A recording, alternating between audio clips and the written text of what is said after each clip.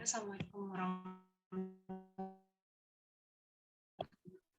wabarakatuh. Ini bisa kita ketiga kali itu bakal disampaikan sama special mentor kita, yaitu Kak Devi. Nah, Kak Devi itu bakal ngebahas tentang design thinking. Kak Devi sendiri itu pernah mengikuti summer internship di Latih.id, summer internship 2020 sebagai UI UX designer. Nah, nanti tuh kalian juga diharapkan aktif mungkin kali ya, bisa open cam, bisa juga siapin account Figma-nya, terus juga mungkin itu aja sih Kak, kalau dari aku. Mungkin bisa langsung ke Kak Devi aja kali ya Kak, biar.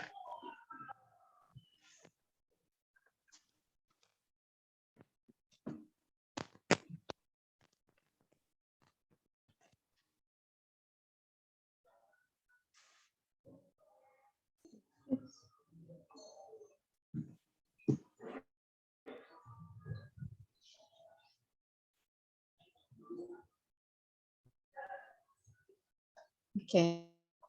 Bismillahirrahmanirrahim. Assalamualaikum warahmatullahi wabarakatuh.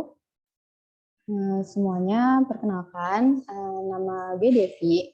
Jadi, di kesempatan kali ini gue mau ngejelasin soal design thinking. Pertama-tama makasih buat GDSC UIN Jakarta yang udah ngundang gue buat sharing ke kalian soal materi UI UX ini. Nah, oke, kayak kita nggak dulu kalau nggak kenalan dulu ya. Mungkin beberapa teman ada yang belum tahu gue. Jadi ini singkat profil tentang gue ya. Nama lengkap gue Devi Zenvita Andriana Utami. Pendidikan gue juga jurusan teknik informatika tahun 2017 dan alhamdulillah baru aja bulan kemarin lulus. Juga gue alumni di SMN 2 Tangsel. Untuk organisasi gue selama kuliah ini sempat menjabat di Komisi 1 Hukum dan Perundang-undangan di Senat Mahasiswa UIN Jakarta, dan gue juga dulunya kebetulan core team di Google Developer Student Clubs tahun 2019. Selain itu, gue juga pernah jabat di SMA FST, di Komisi Kelembagaan dan Himpunan Mahasiswa Islam. Kemudian untuk work experience gue, pertama kalinya itu gue jadi intern di Latih.id sebagai UI UX designer. Kemudian lanjut lagi di PT Pertamina di divisi IR atau Industrial Relation dan OS Services.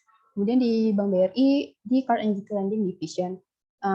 Mungkin dua terakhir pengalaman gue tuh gak UI UX banget sih ya, lebih ke data. Jadi kalau teman-teman nanti ngerasa kayak gue kok baca literatur ini beda ya sama Kak Devi, itu feel free to share aja sih ya, karena yang UI UX itu kan luas. Ya, dan kesibukan gue sekarang sih paling gue masih freelance aja sih, freelance design sambil apply job yang kayaknya bagus gitu. Oke. Ini lanjut ke materi ya. Jadi bahasan utama kita kan design thinking. Design thinking itu apa sih? Jadi design thinking itu adalah metodologi ya yang menyediakan pendekatan berbasis solusi untuk memecahkan masalah atau problem solving. Jadi fokusnya design thinking itu adalah memahami pengguna dari perspektif pengguna dan berpusat pada manusia atau human centric. Nah, jadi design thinking ini itu sebenarnya sangat guna banget nih buat mengatasi masalah-masalah kompleks yang nggak jelas atau nggak diketahui sebelumnya. Karena kenapa? Karena tuh kita memberikan ulang masalah dengan cara human centric tadi, berpusat pada manusia, dan kita itu kayak benar-benar nyari ide atau solusi untuk menemukan mengatasi permasalahan yang dialami user pada umumnya. Oke, jadi design thinking ini ada 3 key utama ya. Kalau design thinking itu framework, bisa disebut kerangka kerja atau cuma metodologi dan konsep. Jadi sebenarnya design thinking itu terdiri nanti dari beberapa proses, dan di dalam setiap proses itu ada metode-metode lagi. Kemudian design thinking itu iteratif atau prosesnya itu berulang dan gak linear.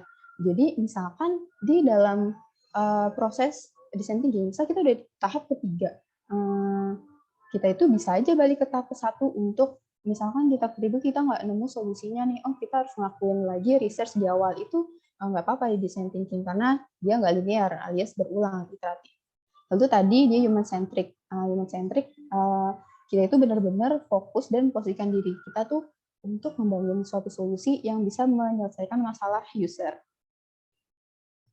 Nah, lalu ada design thinking mindset. Mindset apa sih yang harus kita punya untuk melakukan design thinking? Ini gue ambil berdasarkan penelitian di Stanford Design School. Jadi pertama itu ada show don't tell. Apa sih show don't tell itu? Yaitu kita harus bisa mengomunikasikan vision kita melalui experience, visual, ataupun stories. Jadi di sini tuh kita harus benar-benar bisa ngasih tahu ide-ide kita tuh using bisa pakai prototype atau mengilustrasikannya lewat ide-ide yang kreatif. Nggak cuma kayak kita ngasih tahu bla bla bla, tapi kita harus nunjukin apa sih desain lu atau apa sih visualnya gitu.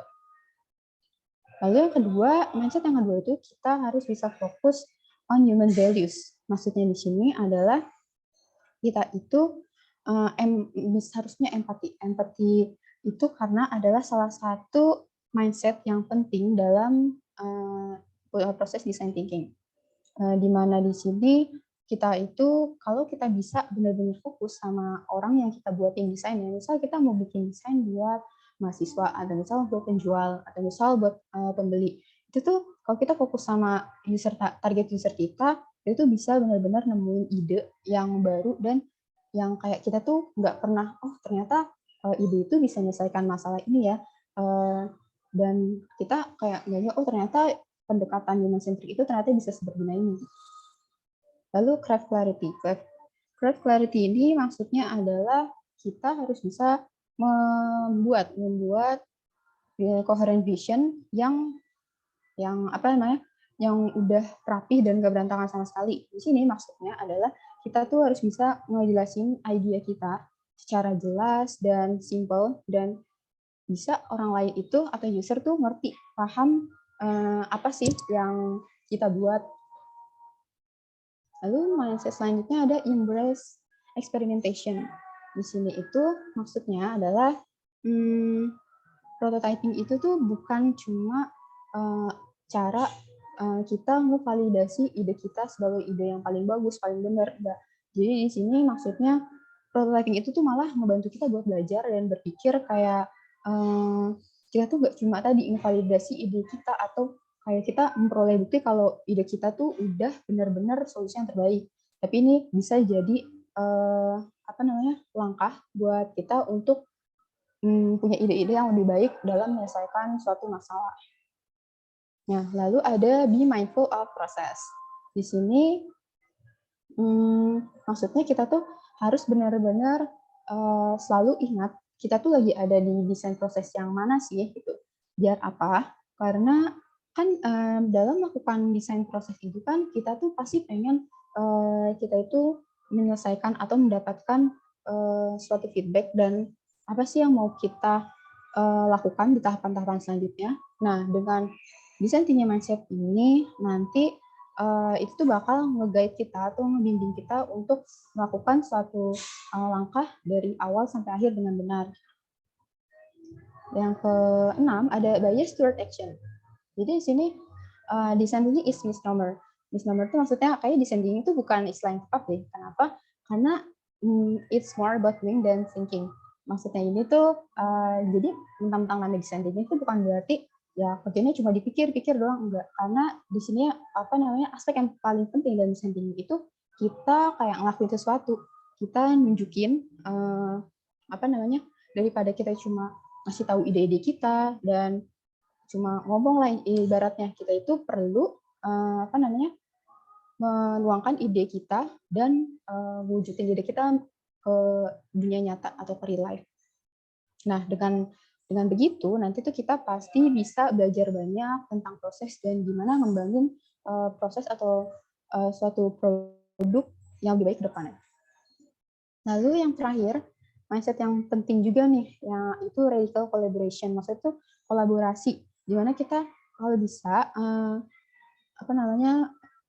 berkolaborasi dengan inovator-inovator dengan yang memiliki latar belakang ataupun sudut pandang yang berbeda. Kenapa?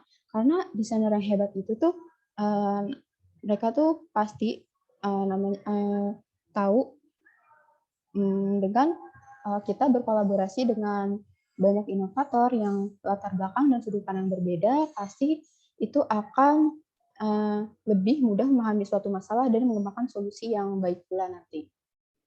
Nah, itu. Kemudian ini adalah design thinking process. Di sini ada 5 tahapan.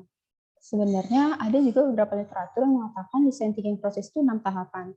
Tahapan pertama di sini adalah empathize, define, ideate, prototype, dan test. Biasanya kalau yang 6 tahapan itu setelah test ada implementation, tapi di sini kita pakai 5 aja. Nah, di sini tuh balik lagi ke tadi adalah proses yang iteratif ya, bukan linear kayak habis empathize, habis tes udah selesai, enggak. Misalkan di tes itu kita masih nemu kayak gap atau kekurangan dalam hasil desain kita, kita bisa nih balik lagi ke tahapan selanjutnya, ke define, untuk mencari lagi masalah-masalah apa sih kok kayaknya ada yang belum ditemukan ya solusinya, kok masih ada kekurangan ya, seperti itu. Nah, ini adalah gambaran utama ya. Gue bakal jelasin ini secara singkatnya aja soal design thinking process, karena nanti detailnya bakal gue jelasin di slide selanjutnya. Nah, empathize ini apa? Tahap pertama dalam design thinking process itu empathize. Di mana empathize itu kita itu melakukan research untuk mengembangkan pemahaman kita terhadap user kita. Lalu kedua, ada yang namanya define. Define adalah tahapan di mana kita itu mengkombinasikan atau sintesis dari, kan tadi sebenarnya kita udah research nih ke user kita. Nah, di sini kita combine dan kita observe lagi di mana sih permasalahan user kita tuh ada gitu. Dan permasalahan utamanya itu nanti apa. Intinya kita masih kumpulin masalah-masalah kita define. Lalu ideate itu ini tahapan dimana kita udah mulai nuangin ide-ide kreatif kita dari masalah yang udah kita dapat di empathize dan define tadi. Di ideate ini ya kita menuangkan ide-ide ataupun solusi. Kemudian prototype itu kita udah mulai bikin representation dari ide-ide dari kita. Di representasinya itu bisa berupa desain atau fitur yang mau kita perbaiki atau kita kembangin solusinya. Lalu tes, yaitu mengevaluasi prototipe yang sudah dibuat dengan cara kita nanya ke real user kita untuk menggunakannya. Jadi nanti setelah kita makin prototype, kita bakal dapat feedback dari user, kekurangannya di mana, apa yang harus diperbaiki, dan mereka tuh ngerasa udah terpenuhi belum ya, masalah mereka tuh udah terpecahkan belum solusinya. Nah, ini lebih detail ya. Sekarang luas tentang empathize. Di sini, pertama, empathize itu tujuan dari fase ini adalah untuk memahami customer kita atau user dengan cara mencari dan menemukan informasi tentang kebutuhan mereka.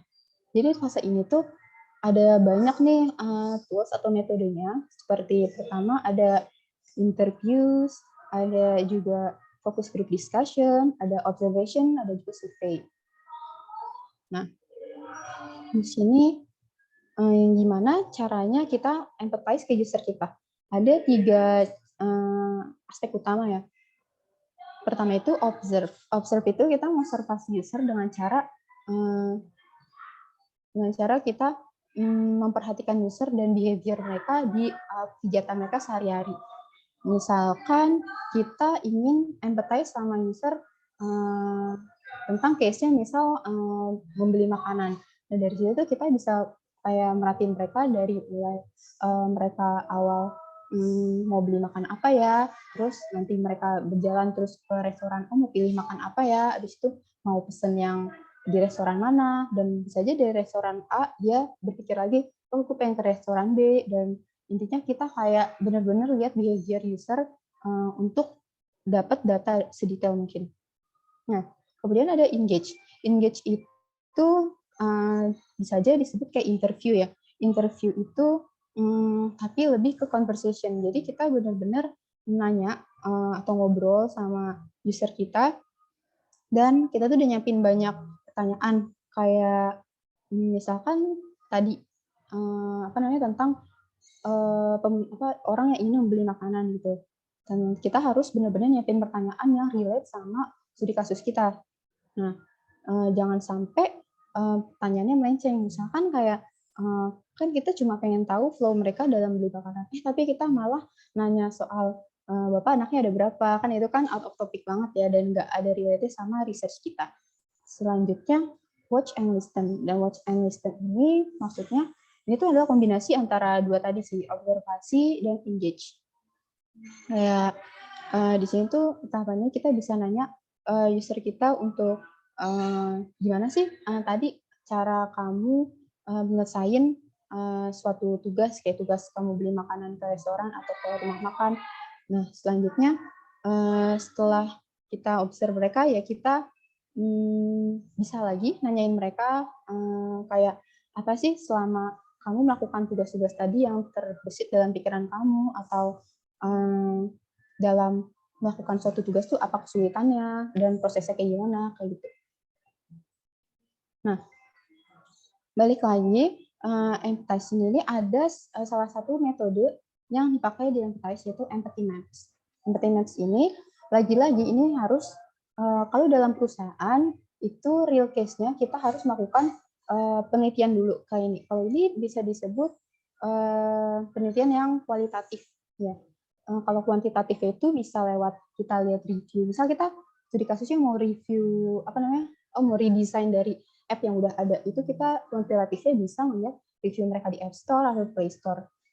Juga kalau misalkan studi kasus lain, bisa aja kita nanya user tapi lewat kuesioner, itu kuantitatif. Nah, kalau ini kualitatif, observe kayak wawancara, focus group discussion itu juga kualitatif. Nah, dari hasil yang penelitian kuantitatif dan kualitatif tadi, kita bisa menuangkan apa yang diucapin user itu melalui empathy maps. Nah, di sini bisa dilihat ada gambar dari empathy maps itu sendiri, di mana empathy maps adalah alat visualisasi yang digunakan untuk mengartikulasikan apa yang diketahui mengenai pengguna. Dan itu empathy map ini sangat membantu kita untuk membangun pemahaman yang lebih luas mengenai aspek mengapa di balik kebutuhan dan keinginan pengguna. Nah, di sini ada 4 kuadran ya. Dari kuadran 1 itu ada SAIS. SAIS ini gimana cara menentukannya? Di sini kita lihat user yang di empathy map ini adalah namanya Jamie. Untuk mengisi kuadran 1 ini, langkah pertamanya saat wawancara nih, misal kita tadi pengumpulan datanya kualitatif wawancara. Kita bisa nih masukin di kuadran SAIS-nya ini berisi tentang apa yang pengguna katakan dengan lantang saat wawancara atau metode lainnya. Tapi ini kita geser wawancara dia ya. Dan itu tuh bisa dilihat di sini. Ini kan empathy map contoh seseorang yang pengen membeli TV. Nah, saat wawancara ternyata mereka kayak gini bilangnya, merek apa ya yang kamu suka dan dari mana ya aku mulai, dan ukuran apa ya TV yang pas buat aku beli gitu. Lalu kuadran 2, things. Things ini tuh adalah apa yang dipikirkan pengguna dan penting bagi pengguna. Jadi tuh kayak bisa aja nih kayak pikiran-pikiran pengguna yang nggak bisa mereka sampaikan, entah karena mereka nggak percaya diri, nggak merasa takut untuk mengatakan atau gimana. Nah, dalam ini contohnya saat mau beli TV, pengguna tuh kadang bisa berpikir kayak gimana ya? Kenapa ya kok ini kayak susah banget gitu. Aduh, masih ada yang kurang nggak ya? What else am I missing? Apa masih ada yang kurang ya? Kayak banyak pertimbangan yang kayaknya tuh user nggak bisa sampein, dan itu bisa kita masukin di kuadran things. Lalu kuadran 3 ini ada does. Does itu adalah kayak mencakup tindakan yang diambil pengguna saat melakukan suatu aksi. Nah, misalkan sebelum mau beli TV nih, pengguna mungkin bakal ngelakuin kayak ngelis kelebihan TV A, TV B apa, dan kekurangannya apa. Juga pasti kadang kayak kita mau beli TV nih, kita bisa ngecek website dulu. Terus bisa aja kita langsung observasi di tokonya, ngeliat TV mana nih yang bakal bagus. Atau kadang kalau kita males, ternyata bisa aja kita nanya ke temen TV apa sih yang bagus buat sekarang tuh. Nah, lalu ada feels. Nah, feels ini tuh apa yang dirasain pengguna selama proses membeli TV, entah sebelum, saat membeli ataupun sesudah. Misalkan kayak sebelum membeli itu mungkin pengguna tuh kayak ngerasa fear, takut kayak TV-nya bakal bagus nggak ya? Terus unsure who to trust, kayak meskipun nanya temen, aduh mana yang bakal ngasih review bener soal TV yang mau gue beli. Nah bisa aja bahkan bisa aja excited kayak pas udah beli TV, oh senang nih ternyata TV yang gue beli bagus sesuai ekspektasi gitu. Gitu. Nah selanjutnya keduanya tahap define. Nah define ini kan jadi kan di empathize itu ya ngumpulin informasi-informasi pengguna soal apa sih masalah atau proses mereka dalam melakukan suatu aktivitas. Nah di define kita kumpulin dan kita kategorisasi informasi-informasi dari tahap sebelumnya, di mana metode yang biasa digunakan di define itu ada user personas dan user journeys. Oke. Nah pertama user journey maps. Jadi user journey maps ini adalah alat berbasis penelitian yang digunakan untuk tim desain untuk mengungkapkan pengalaman yang unik dari waktu ke waktu. Nah, dari sini jadi di sini tuh maps ini tuh harus ada garis waktunya yang dapat menunjukkan peristiwa terpenting. Pertama, ini ada contohnya dari interactiondesign.org. Ini contoh journey map-nya ini tentang, kelihatan nggak ya? Zoom dulu. Ini journey map-nya itu tentang, dia itu,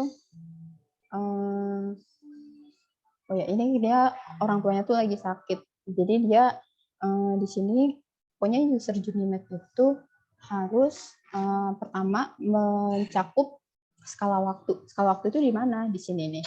Ini yang morning, workday di atas ini, evening dan night. Ini skala waktunya. Kalau misalkan tadi kita kasih sesuai beli makanan, kita bisa kok ubah skala waktunya kayak sebelum beli makanan, saat membeli makanan, atau setelah beli makanan. Jadi ini tergantung di kasus yang mau kita pakai aja sih. Nah, kalau di sini contohnya skala waktu dalam 1 hari ya. Nah, di sini lalu aspek yang kedua ada skenario urutan kejadian di mana pengguna harus mencapai suatu tujuan. Misal dari pertama nih dia nelpon dokter untuk bikin janji buat ibunya, sampai ke akhir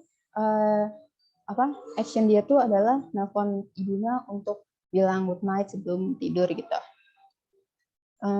Lalu di thinking ini itu adalah apa sih yang dilakukan pengguna saat berinteraksi dan bagaimana mereka melakukannya. Kayak misalkan yang kedua ya, dia kan ngecek phone buat lihat ada nggak ya, ada miss call nggak ya dari orang, dan yang dia pikirin atau yang dia rasakan itu tuh dia kayak gue harus ini nih pick up medication ke farmasi, apotek sore ini dan selanjutnya dan seterusnya. Kemudian ada juga feeling. Di feeling ini maksudnya apa sih yang dirasakan pengguna di setiap tadi fase-fase ini di thinking ini. Kayak di sini contohnya saat dia mau di saat terakhir ini dia habis nelfon ibunya, apa sih yang dia rasain, kan ibunya lagi sakit nih. Oh dia ternyata khawatir banget sama ibunya. Terus akhirnya dia ngeliat looking forward to going to bed, ngecekin lagi ibunya ke kamarnya gitu. Selanjutnya ada user persona. User persona itu adalah karakteristik yang mewakili pengguna target. Persona itu biasanya tuh dibuat untuk situs web, aplikasi, produk, untuk memahami audiens yang targetkan. Nah, dari sini tuh bagian besar dibuat dari hasil wawancara ya. Dan informasi ini dapat membuat grup pengguna yang paling akurat mencerminkan audiens target kita. Ini ada contohnya, misal namanya Ilham Muhammad. Di sini tuh, user persona itu harus mencakup beberapa hal nih. Pertama, informasi pengguna. Nah, dapat lihat di sini. Informasinya ada bisa pekerjaan, lokasi, umur, dan jenis kelamin. Lalu, selain informasi pengguna, kita juga bisa ngasih bio atau deskripsi tentang narasi lah dari informasi di sini.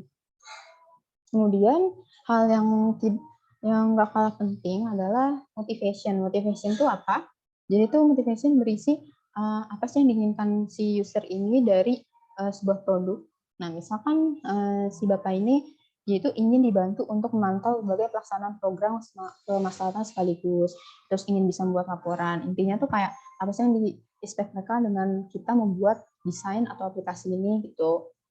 Lalu goals itu adalah apa yang ingin dicapai pengguna setelah menggunakan produk kita. Misalkan tadi dia dengan menggunakan produk kita bisa buat laporan pemantauan secara rutin untuk melihat progres. Atau misal kalau tadi studi kasusnya beli makanan, goalsnya saya jadi bisa pesan makanan tanpa harus nunggu, atau saya bisa bayar dengan cashless atau seperti itu. Nah, yang terakhir ada frustration, pain points ya. Pain points-nya itu kayak masalah-masalah hambatan yang kayak pengguna temuin dalam melakukan suatu aktivitas. Misal kayak tadi pesan makanan tidak males karena terlalu lama menunggu, atau kalau di Bapak ini bisa bilang malas menggunakan aplikasi yang kayaknya rumit. Nah, dari frustration tadi nanti kita bisa kembangin untuk cari ide-ide solusi yang kita mau kembangin untuk pengguna ini. Oke. Nah, lalu ada tahap selanjutnya yaitu ideate.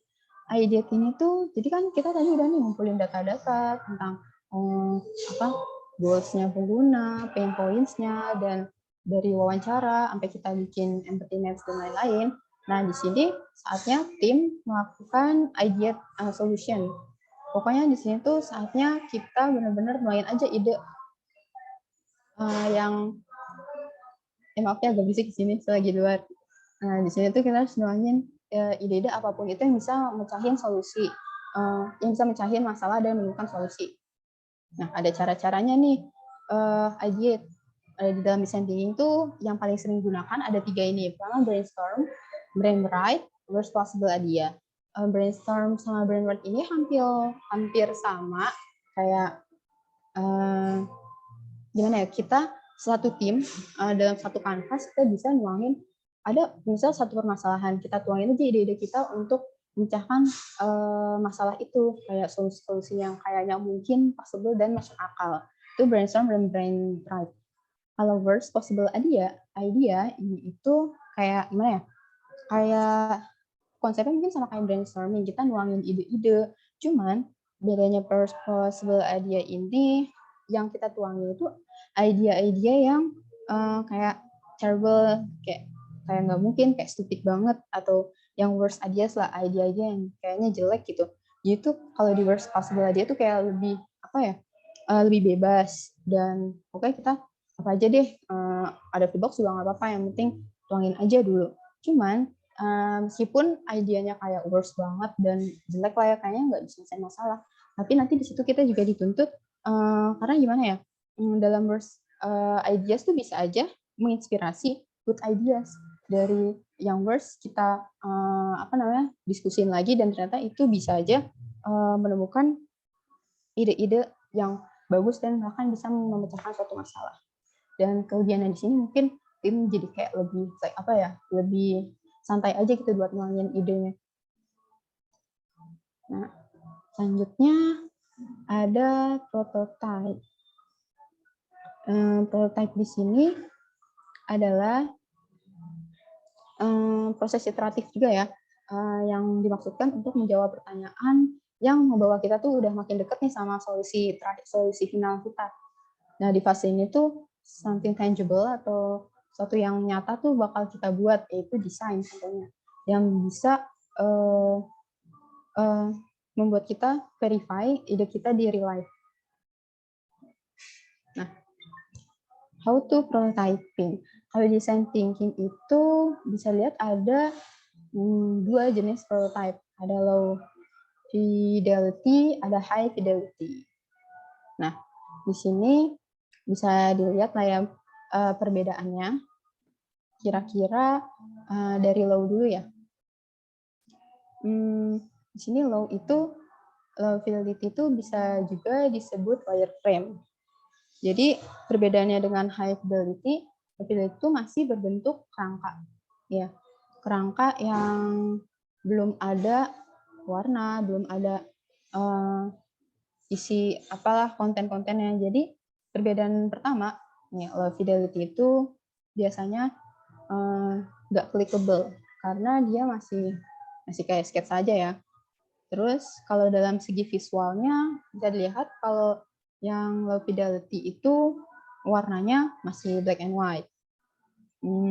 Juga kadang low fidelity itu nggak mesti kita bikin langsung di ads sih, bisa aja kita bikin aja dulu di kertas, dicoret atau enggak namanya itu paper prototype. Lalu konten, kalau fidelity ini ya bisa lihat ya kontennya itu masih blank. Sementara kalau di high fidelity kontennya itu udah lengkap, kayak misalkan ada ini nih description text, ada image-nya, itu tuh udah ada, dan kalau dari segi visualnya itu grafiknya udah ada, terus spacing-nya juga udah jelas, buttons-nya juga ada, deskripsinya udah jelas semua. Dan kalau high fidelity itu sudah clickable. Oke, tahap terakhir itu ada tes. Tes ini tuh waktunya kita verify idea kita di real life dengan actual user. Di sini tuh kita bakal ngedapetin feedback, masukan, ya saran, atau apa-apa aja yang kayaknya masih kurang itu di sudut pandang user. Dan kita di tahap ini juga bisa bertanya pada user kira-kira apa sih yang bisa kita kembangin, apa sih yang menurut kamu kurang dan bisa kita perbaiki. Gitu. Gimana cara ngetesnya? Jadi design thinking salah satu di tahap tes, salah satu metode yang populer untuk melakukan testing itu adalah usability testing. Yaitu kita melakukan uji coba prototype produk kita. Prototype yang tadi yang high fidelity itu untuk mengetahui ekspektasi sebenarnya dari pengguna. Kayak apakah solusi yang dibuat itu sudah membantu mereka atau belum sih? Dan biasanya usability testing itu dilakukan oleh 5-7 partisipan. Kenapa? Karena tujuannya biar kita tuh dapat masukan yang banyak dan nggak kalau cuma 1 atau 2 orang mungkin itu bakal terkesan subjektif, dan kalau 5-7 orang kita kayak bisa punya perbandingan, misal oh ternyata ada 3 dari 5 user kesulitan di tahap ini, ternyata 3-5 user ada bilang fitur ini masih kurang jelas lah atau kurang flow-nya nggak bagus gitu. Nah, stepnya ini sebenarnya usability testing tuh lumayan panjang. Ini juga rangkum aja jadi singkatnya. Pertama, tentukan bagian apa yang ingin diuji. Nah, kalau bisa tuh ini usability testing, kan kita udah bikin prototype-nya. Kita tuh ngujinya kayak satu fitur atau flow saja nih, jangan langsung banyak. Karena biasanya itu bakal menyulitkan user dan kita juga. Maksudnya gimana? Misal kita mau menguji flow tadi pemilihan makanan. Jangan kayak gimana flow-nya itu langsung panjang. Mau pesan makanan, lalu ingin pesan makanan A dan B dan C, lalu makanan itu dikirimnya nggak ke alamat saya tapi ke alamat orang lain, itu kayak flow-nya terlalu panjang gitu. Kalau bisa bikin ngetesnya tuh flow yang satu yang simpel aja dulu. Jadi satu-satu. Juga kedua, kita itu buat skenario apa yang dimaksud, kayak apa yang ingin diuji, pertanyaan mengenai pengetahuan pengguna terhadap fitur tersebut, dan flow-nya yang ingin diuji. Tujuannya itu kayak skenario itu tuh kalau bisa tertulis ya, sehingga kita tuh bisa ngelakuin usability testing-nya secara konsisten. Misalkan skenario-nya itu gini, misalkan pembelian barang kali ya.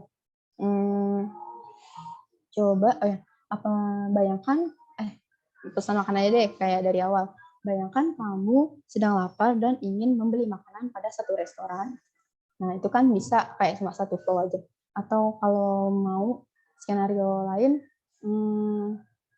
bayangkan apabila kamu ingin coba tunjukkan cara check out barang yang telah kamu masukkan ke dalam keranjang. Kalau misalkan kalau buat panjangan kayak gini ya, skenario terlalu panjang. Misal kamu ingin membeli barang A pada toko B, kemudian di toko B itu kamu ingin membeli barang lain dan bla bla bla, pokoknya kayak flow yang terlalu panjang itu kalau bisa dihindari. Kita tesnya satu-satu flow aja. Nah, selanjutnya lakukan usability test. Di sini itu tipsnya itu jangan sendirian. Kalau bisa kita testing itu dengan 2 orang. Jadi yang satunya ini bisa kayak interaksi dengan pengguna dan satunya lagi observasi si pengguna itu. Jadi bisa dimulai dari kalau observasi ini kayak kita kenalin diri, kalau tugas kita tuh cuma nyatet dan memperhatikan mereka dalam menggunakan prototype kita. Jadi di situ tuh kita sama usability test, kita kan tadi ngasih skenario ya, misalkan mereka suruh pesan makanan dari restoran A, misalkan mereka suruh check out barang. Nah, itu tuh nanti kita catat. Yang kita catat tuh raut wajahnya tuh kayak gimana, dia bingung nggak sih, ada bingung nggak, terus reaksinya saat melakukan tugas, bahkan bisa juga kita catat waktu mereka menyelesaikan tugas, apakah lama atau sebentar gitu. Kalau lama itu bisa jadi ada kesalahan flow dalam prototype kita. Lalu analisis datanya dan buat laporan analisa tersebut. Analisis data kan tadi yang udah kita catat-catat dari pas pengguna nyobain prototype kita. Di situ kita catat penemuan kita dan bisa kita olah. Diolah ini sebenarnya ini ada lagi kayak apa namanya SUS System Usability Scale. Itu ada perhitungannya sendiri sih. Itu buat misalkan skala 80% ini, misalkan perhitungannya mencapai skala 80 sampai 100%, itu bisa dipastikan prototipe kita sudah baik dan mudah dipahami pengguna. Itu ada perhitungannya sendiri, tapi nggak gue bahas di pertemuan ini. Oke, saat testing, kita mau praktek, cuman mungkin dari teman-teman ada yang mau tanyain nggak, ada bingung di tahapan yang sebelumnya gitu. Boleh tanya-tanya dulu.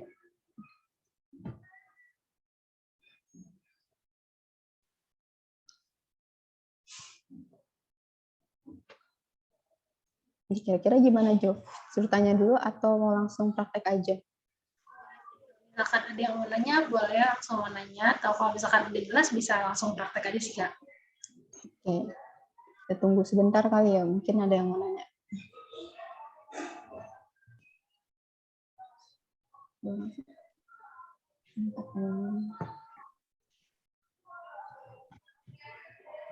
Oke.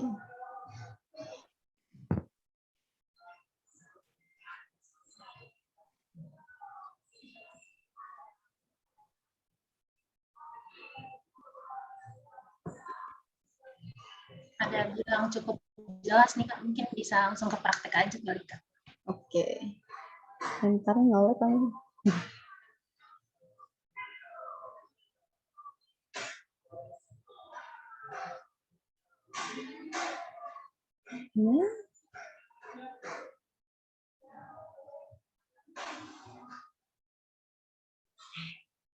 Nah, oke, kita mulai dari mana ya? Sini dulu deh. Jadi tahap pertamanya harusnya di sini dulu. Jadi di studi kasus kita kali ini itu adalah tentang meminjam dan mengembalikan buku di perpustakaan. Misalkan usernya itu adalah mahasiswa semester awal, mereka pengen pinjam atau balikin buku perpustakaan dan kondisinya tuh lagi pandemi gitu. Nah, di sini tuh gue pengen nih teman-teman yang udah masuk ke Figma-nya, boleh dari sini berapa menit ya? Mungkin 5 menit buat kita.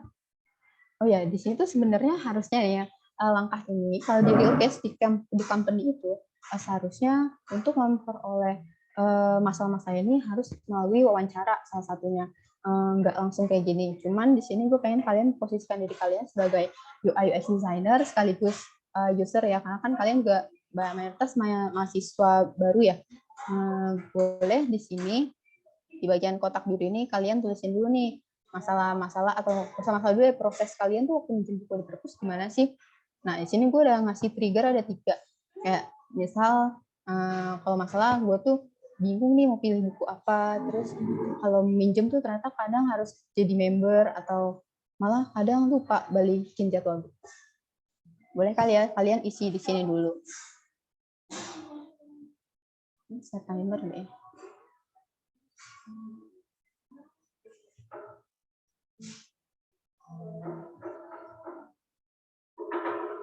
Sudah 5 menit aja deh.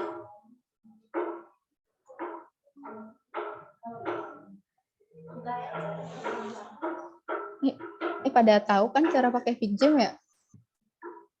Nah ini ada sticky note-nya, tinggal add aja. Ini save. Pakai sticky note aja.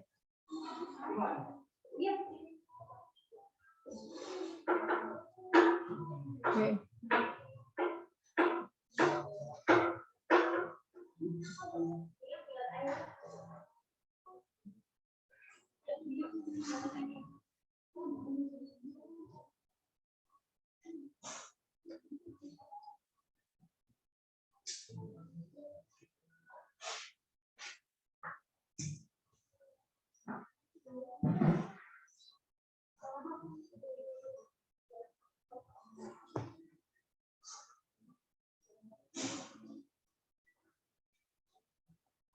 Nah, ini bisa aja proses kalian saat sebelum, sesudah, atau setelah minjem buku atau pas kalian balikin. Pokoknya masih dalam satu lingkup kalian minjam dan membagikan buku di perpus ya.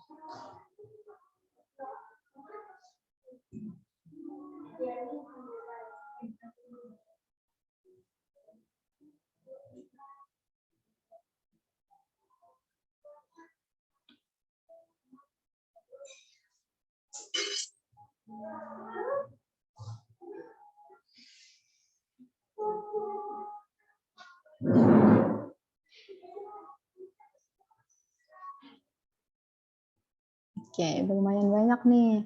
Ada yang bilang bingung cari buku sesuai dengan apa nih? Bingung alur pinjaman buku. Bisa mencari buku yang sesuai penerbit. Iya nih benar nih, suka kayak aduh bingung nyarinya, mana perpusnya berlantai-lantai lagi. Nah, kasih kualitas buku bisa. Tunjuk mencari buku sesuai tahun. Ya benar. Karena kadang di perpus tuh nggak tahu ya nyusunnya tuh berdasarkan apa gitu. Oke, 2 menit lagi guys.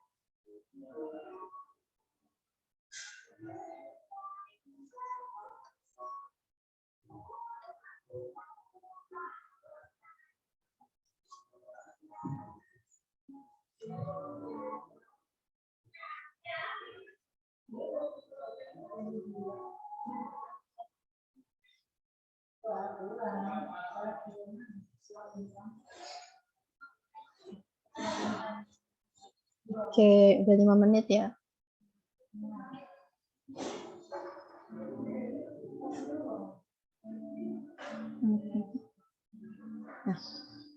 Nah, kita lihat udah lumayan banyak nih permasalahan atau proses-proses kalian kalau mau pinjem atau balikin buku.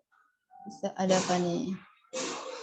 Kebingungan cari buku relevan, akses cari buku spesifik, mencari buku saya penulis. Oke, benar-benar.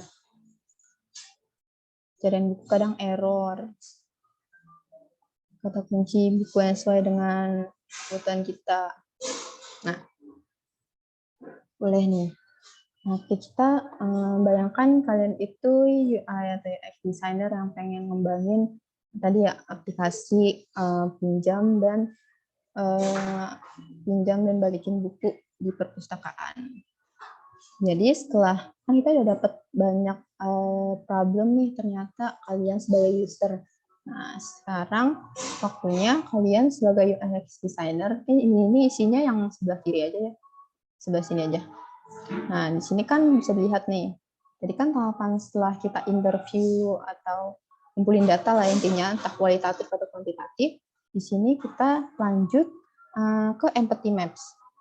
Nah, empathy maps ini berisi tadi 4 kuadran.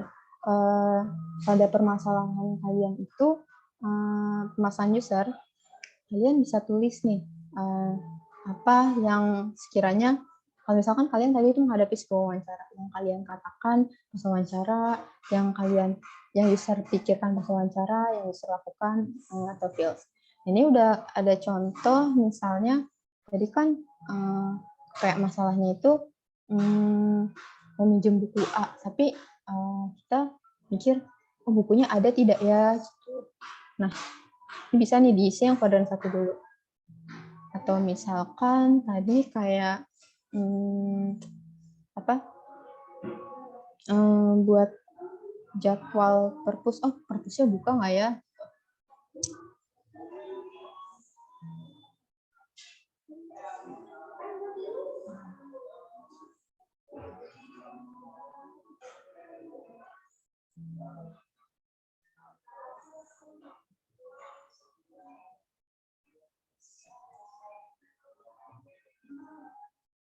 Atau bisa aja kayak di sini tuh benar-benar kutipan langsung pas wawancara nih, bilang, aduh saya nggak tahu nih buku yang harus saya pinjem kayak gimana, atau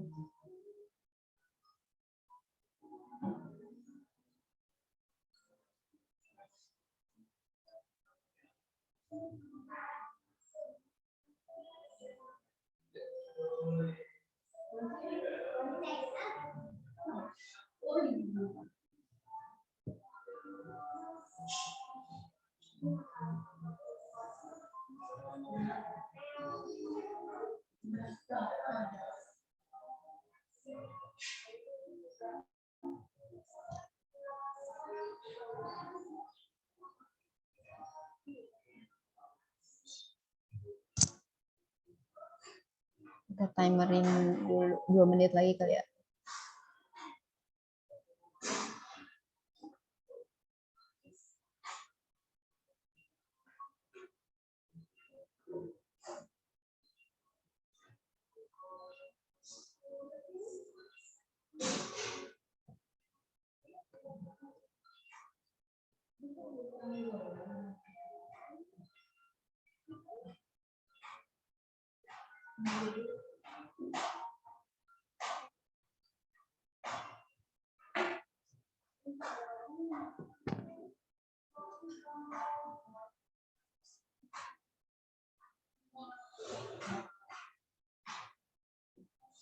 Oke, udah banyak nih. Ya, isi bukunya bagus nggak ya? Nah, ini bagus nih. Berapa lama jangka minjaman waktu bukunya? Ini bisa di-lock nggak ya?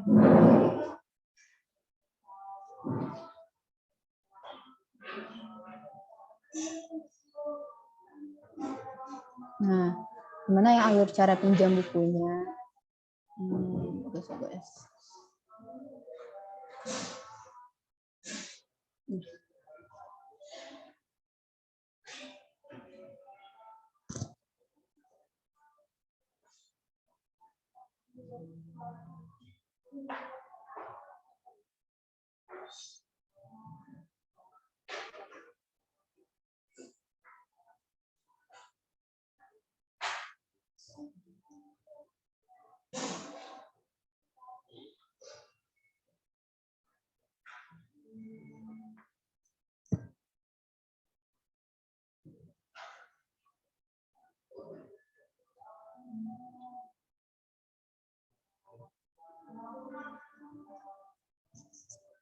Oke, udah banyak nih.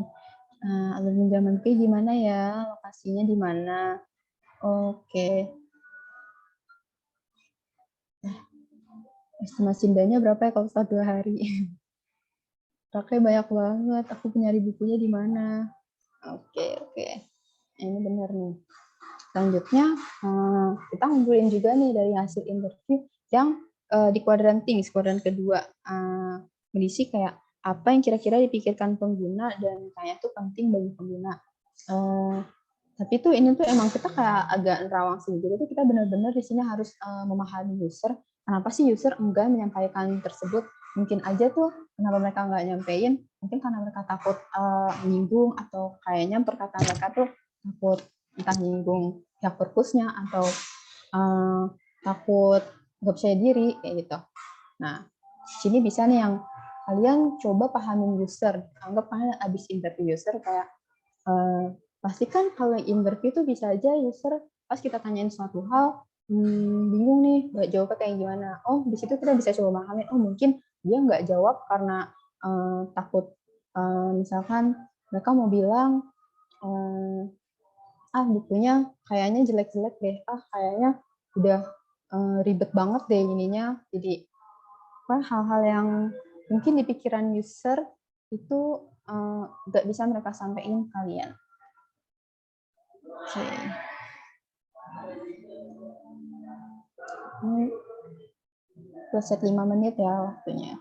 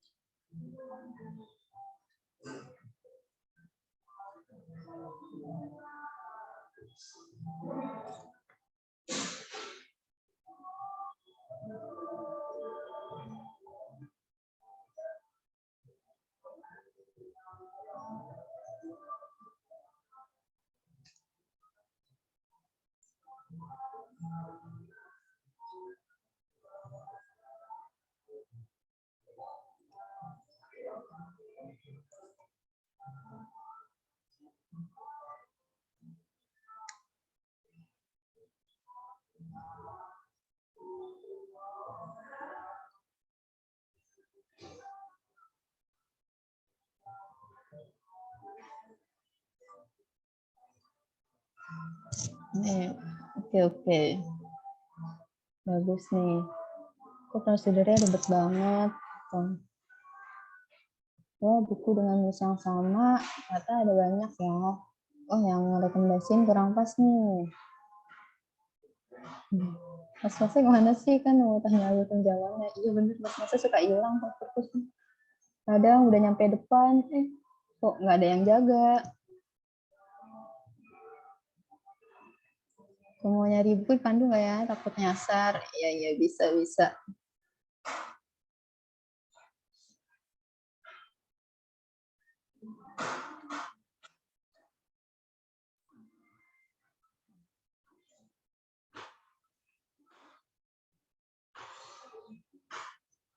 Ada buat cari buku secara cepat.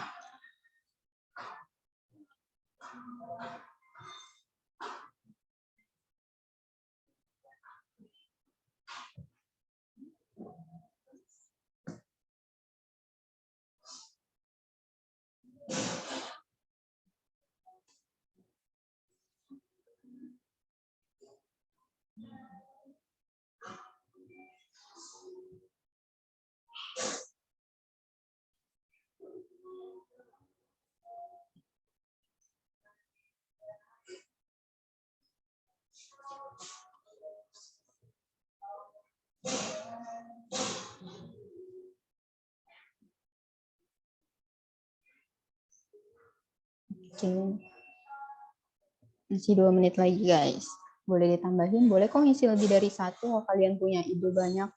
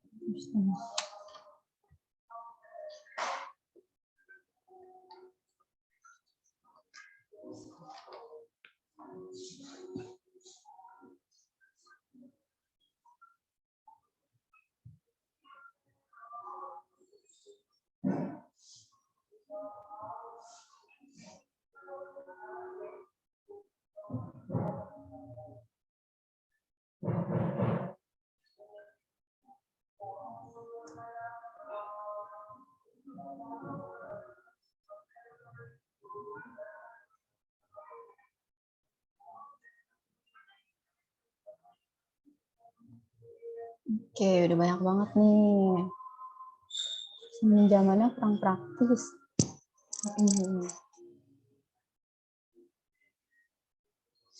Harusnya ada papan aturan pinjaman bukunya sih, biar nggak ribet nanya-nanya. Oke. Dendanya mahal sih. Kira-kira bukunya bisa dibawa ke rumah nggak ya? Bisa. Udah banyak yang paham berarti ya sama bikin empathy maps tuh kayak gimana. Nah, kita lanjut ke kuadran 3 ya, yang DAS. Di sini DAS tadi adalah mencakup tindakan yang diambil pengguna dari hasil penelitian yang dilakukan user itu secara fisik gitu. Gimana cara mereka ngelakuinnya? Misal tadi pas mereka mau minjem buku nih, mereka tuh ngapain sih gitu? Atau pas mereka dalam satu kesatuan alur dari mereka sebelum minjam, saat meminjam, sampai setelah pengen ngebalikin tuh bisa nih kalian langsung ke sini apa yang dilakukan user gitu. Nah, kalau misalkan di sini gue kasih contoh, ini pas sebelum meminjam ya, biasanya tuh kita pasti kayak kita nanya teman dulu jadwal buka perpus, atau enggak kita kadang cek websitenya, atau bisa aja lihat Instagramnya. Terus misalkan intinya dia bersangkutan sama action user itu ya. Kayak misalkan kalau saat meminjam yang dilakukan adalah mungkin misalnya kita nanya petugasnya kalau buku A itu buku kategori A ada di lantai mana.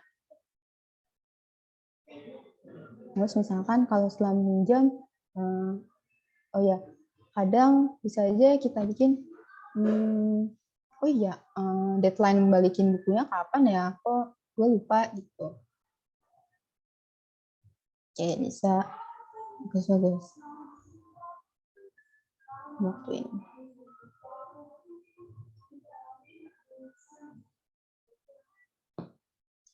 Oke, bener nih. Biasanya bikin member dulu, cari perpus lain. Iya bener, bisa aja tuh kayak ternyata di perpus di perpus UIN nggak lengkap nih, aku perpus lain aja deh. Tanya petugas yang gampang dicari. Lihat website atau regis dulu. Membandingkan tiap buku yang judul yang sama. Benar-benar. Muter perpusnya dulu. Ya sih, pertama kali kayak muter-muter lantai berapa aja tuh? Lantai 4, 5, 6. Tapi kalian nggak pernah ke perpus utama ya kayaknya? Kan pandemi terus.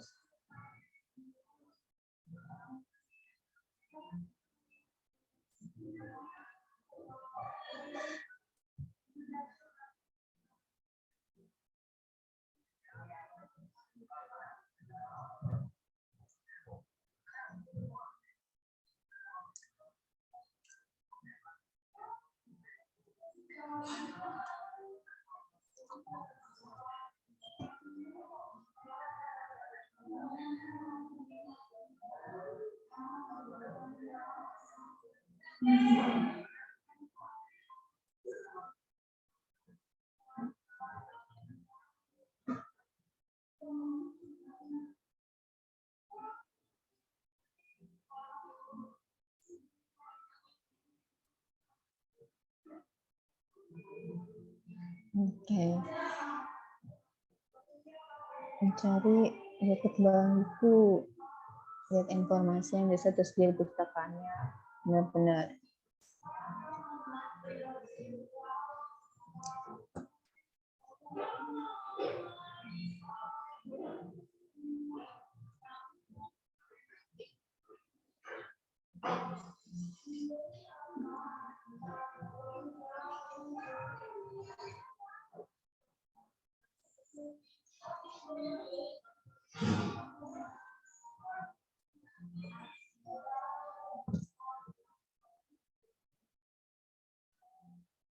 Pernah ternyata perpus FST.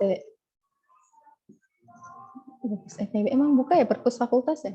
Kirain yang buka perpus utama doang.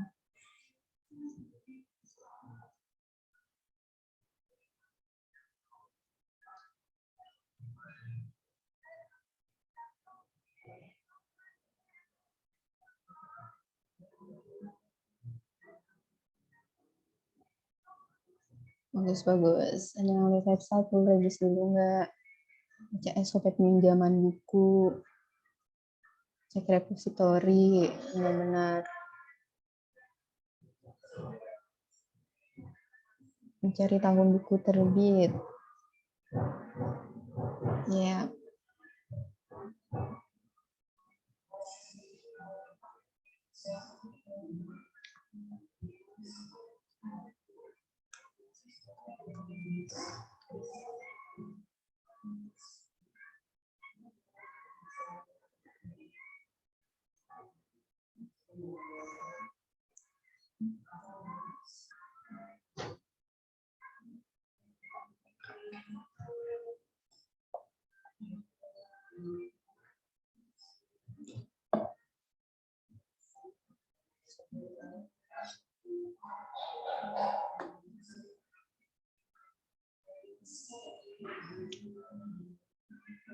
Oke, bagus-bagus nih. Udah banyak yang paham apa aja sih yang dilakuin kayak dalam sebelum minjam buku, saat minjam, atau setelah minjam. Sekarang kita lanjut ke kuadran keempat ya. Di sini yaitu kuadran feels. Feels itu tadi ya, apa sih yang dirasakan oleh pengguna atau representasi keadaan emosi pengguna. Di sini kata sifat ya. Di sini kata sifat apa yang kayak saat pengguna mengalami pengalaman tersebut, kayak pas sebelum minjem buku, atau pas lagi pinjam, pas lagi ke perpusnya, atau pas setelah mau minjam, setelah mau balikin gitu tuh, gimana sih kira-kira perasaan mereka? Misalnya kayak, oh bingung deh bukunya, mau minjem yang mana ya, kayak banyak banget. Ada novel nggak ya, kayak ini lebih kata sifatnya aja sih, tapi ada beberapa case kalau di kuadran feels itu juga nyantumin apa yang bikin mereka bingung atau mereka bikin khawatir. Misal tidak sabar kayak oh administrasinya lama. Tapi di sini kita boleh kayak kata sifatnya aja lah. Misalkan tadi kita khawatir, nggak yakin, takut, atau senang gitu. Kayak udah dapet buku yang gue pengen nih, jadi senang. Jadi di sini intinya lebih ke feels perasaan kita, perasaan user atau kata sifat ya. Kayak bisa nih kayak bener nih, tidak puas, bingung, merasa ribet, capek, ya boleh-boleh. Puas, lelah juga bisa. Yang nggak mesti negatif juga sih di sini, kayak positif juga bisa gitu. Nah kan kadang mungkin kalau kita berhasil nemuin buku yang kita pengen, kita jadi seneng nih, jadi semangat atau apa gitu.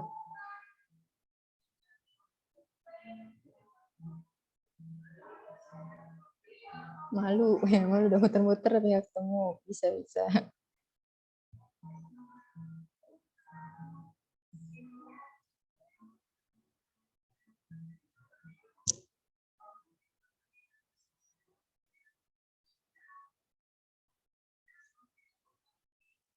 Belum ditanya 3 menitnya tadi.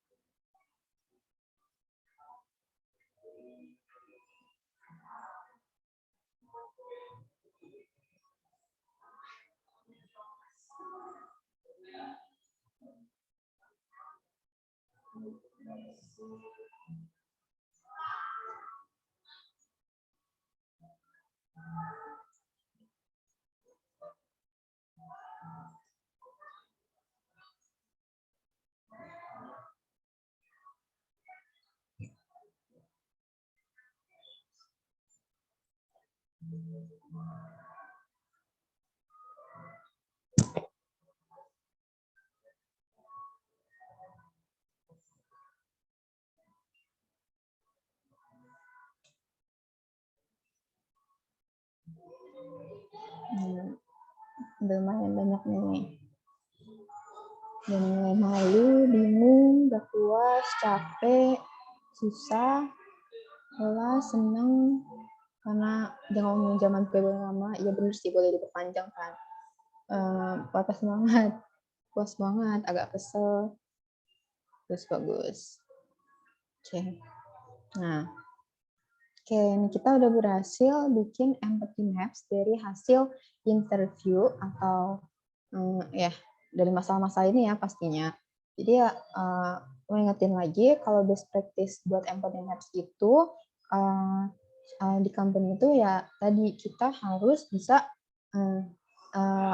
yang itu benar-benar berdasarkan interview user, sudut pandang user. Karena design thinking kan tadi ya human centric, kita berfokus sama permasalahan yang dihadapi user, dan kita sebagai UX designer pengen nge-solve semua problem itu dalam bentuk solusi prototype design, aplikasi, website, atau lain-lain. Nah, ini kan tadi tahap empathize ya. Nah, selanjutnya, mana nih? Kita bikin user journey map.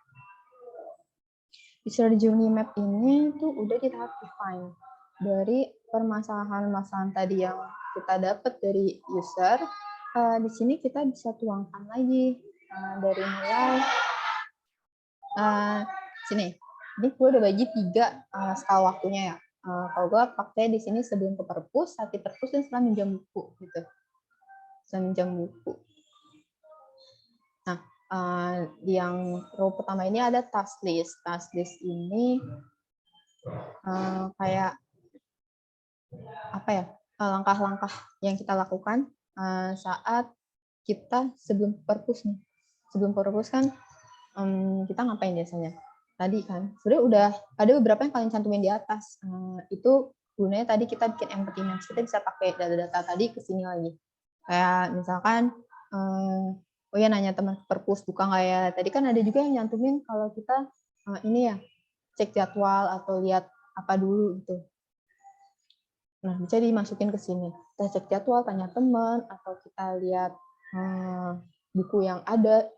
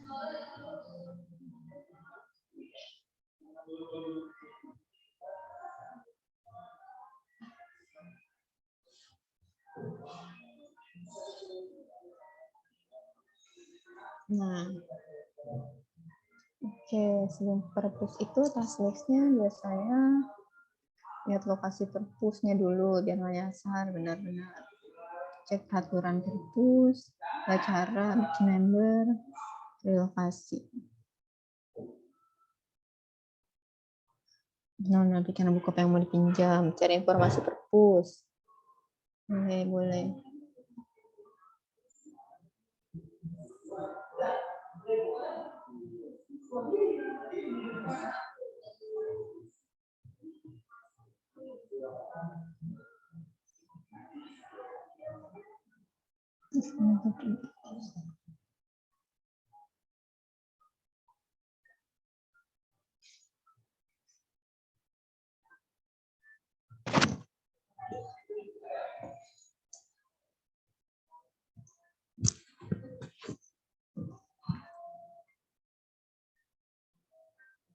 Nah, boleh juga nih sambil langsung diisi yang saat di perpusnya.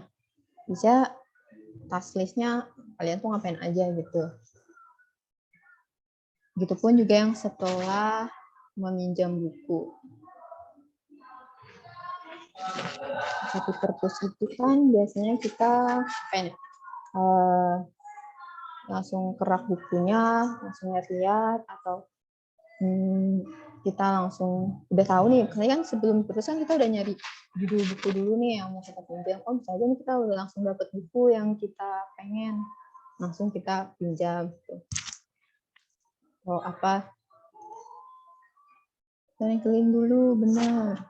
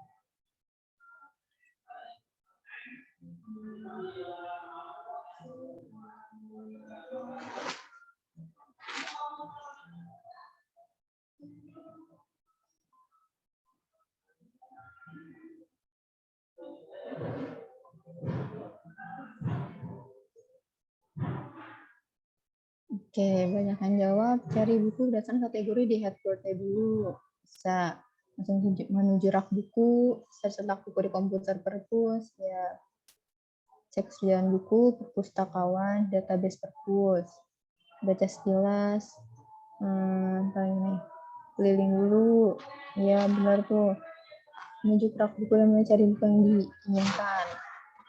Jadi buku sesuai kategori.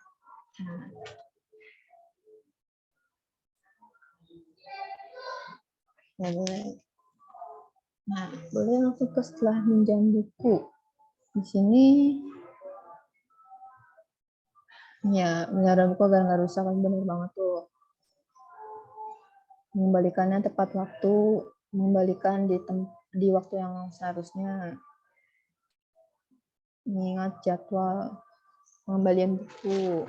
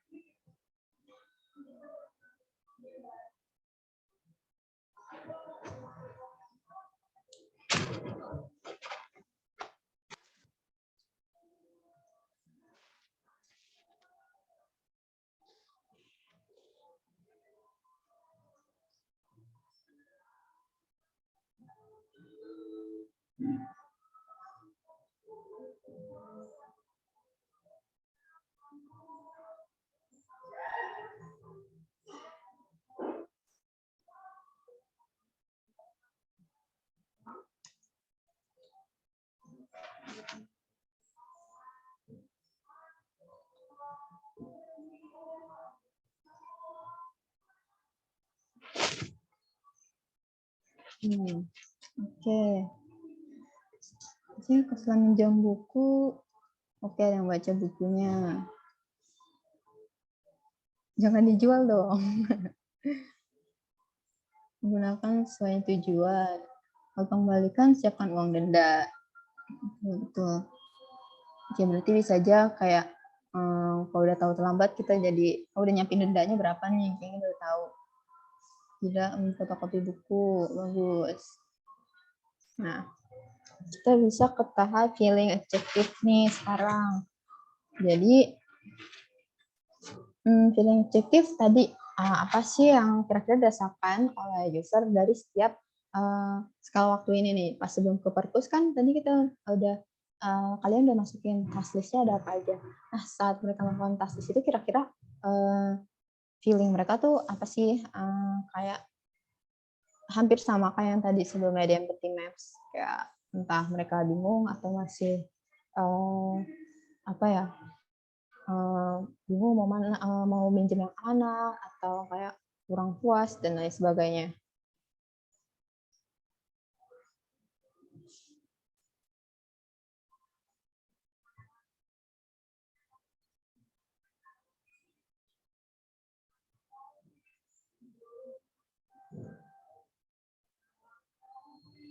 Nah, bedanya tadi empathy maps ini kan kita tuh kayak nyampurin semua apa ya yang dirasakan user itu dalam semua skala waktu, baik sebelum, saat, dan sesudahnya.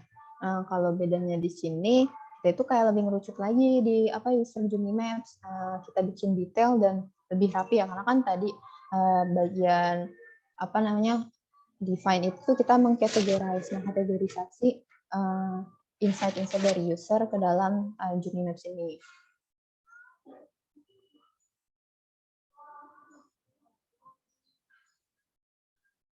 Terus nih, takut nyasar, khawatir, excited tapi capek.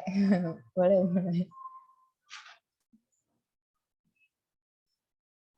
Khawatir. Jalan.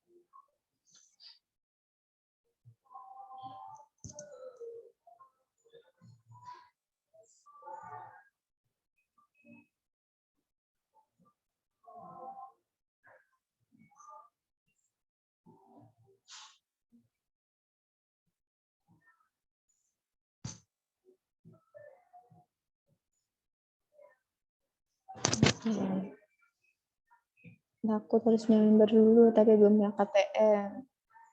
Khawatir tidak paham. Bisa. Nah, oke. Kalau yang udah ke situ, bisa nih mulai isi yang saat di perpusnya. Di perpusnya tuh apa sih yang kalian kira-kira user ala-ala user rasain ya? Ternyata masih banyak yang khawatir, senang, takut, boleh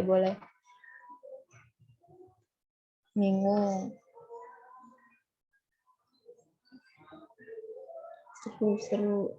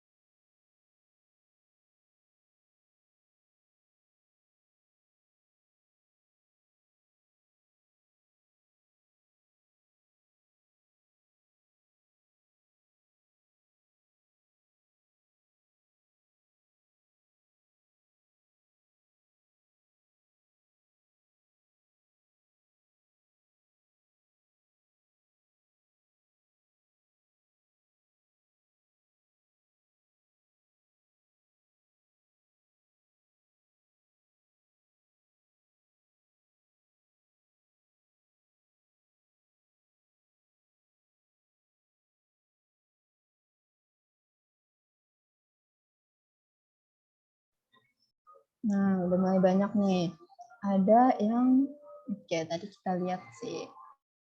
Task list-nya kalian ada yang kalian dulu cari buku, cek ketersediaan, rasain saat melakukan aktivitas itu, ternyata masih ada yang capek karena nggak ketemu, masih ada yang bingung. Tapi ada yang bilang senang karena akhirnya bukunya ketemu nih, yang dicari-cari. Ada yang capek juga. Oke. Coba ada lagi apa nih? Langsung menjurak buku.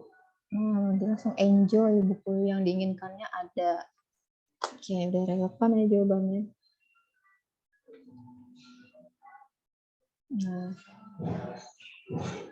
kita ke saat setelah minjam buku. Kita lihat.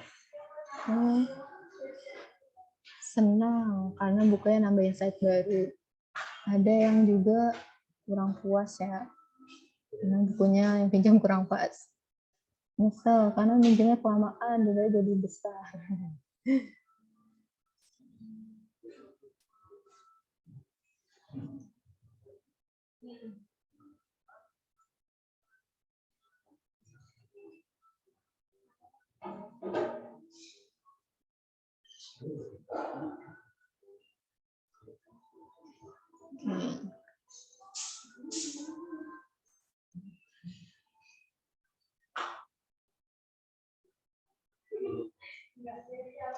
Masih 1 menit lagi lah. Bingung kamu udah ekspektasi. Oke, sih dapat aja sih.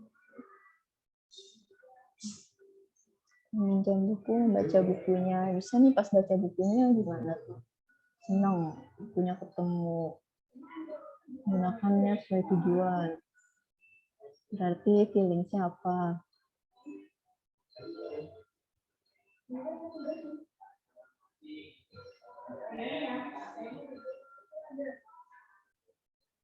Oke, banyak yang positif ya ternyata pas setelah minjam bukunya.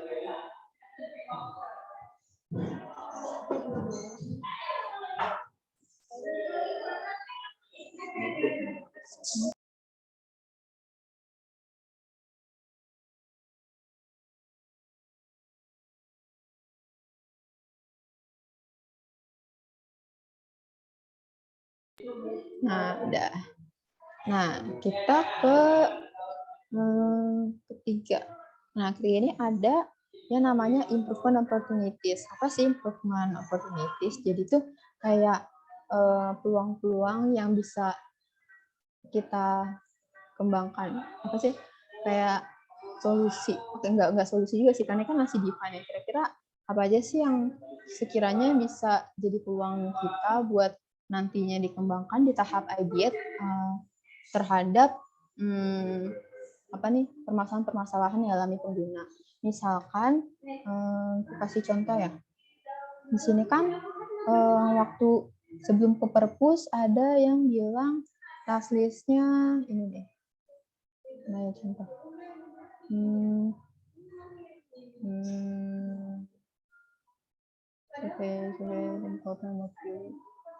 Oke, tutorial pinjam buku di perpustakaan.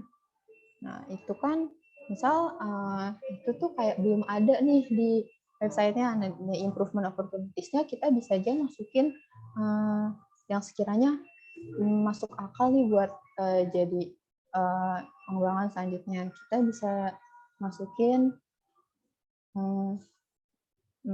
bikin jangan membuat panduan pinjaman di perpus gitu. Nah, kita lihat lagi aja kayak dari yang udah kalian cantumin tuh improvement opportunities-nya apa aja. Saya takut nyasar. Nyasar kan kita berarti bisa aja improve, kita bikin kayak fasil peta atau apa ya, arah direction ke perpus kayak gimana. Ini kayak hampir kayak solusi tapi belum solusi yang udah paten banget sih, karena itu nanti lebih dikerucutin di tahap selanjutnya ideate yang brainstorming. Nah, ini masih kira-kira apa sih yang jadi proposed solution-nya?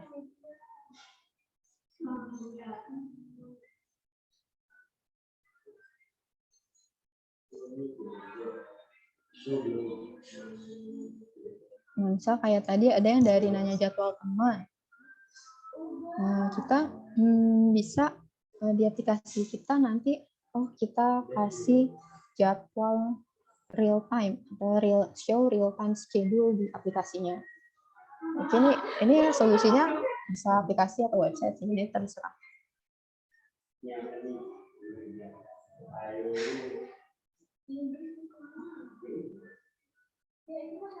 Bagus nih buat push notification aturan, buat panduan pinjaman, buat list perpustakaan hinggakan buku. Oke. To-do list untuk pinjaman buku perpustakaan. Lagi sih yang jadi ini. Bisa.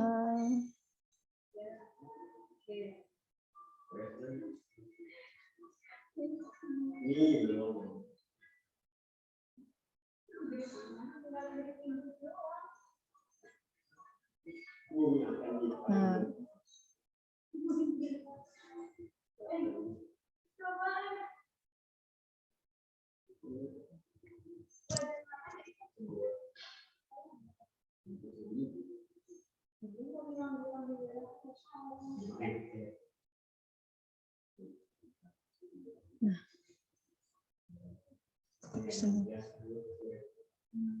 membuat aturan untuk umum dan mahasiswa bisa itu.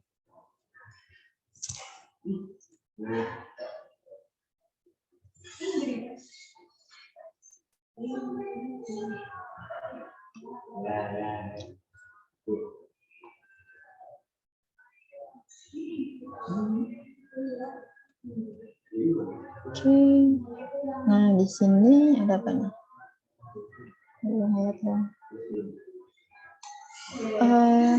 Ini yang Sati Perpus ya.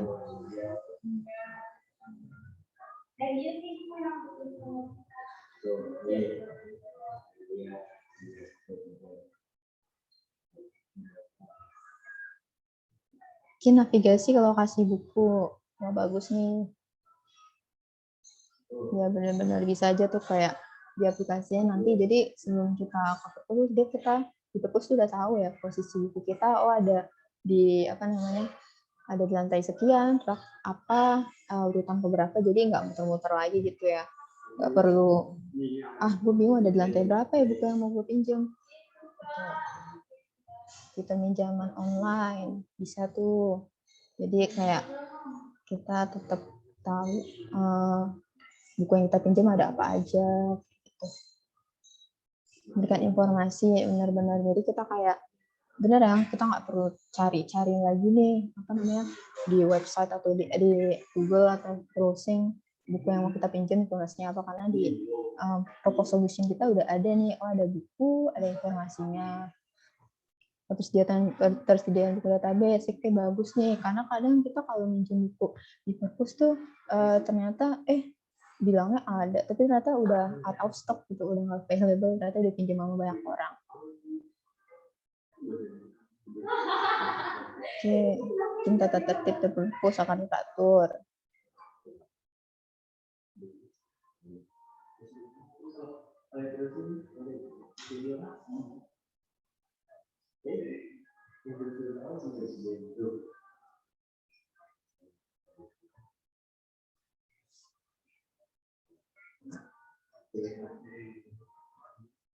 Nah, cari buku sesuai kategori ini bisa dikembangin. Kira-kira apa nih biar kita gampang nyari kategorinya.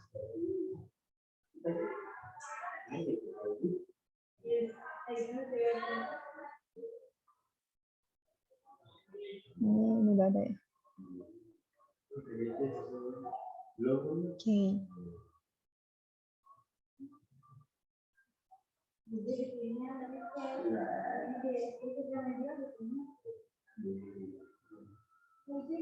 Boleh.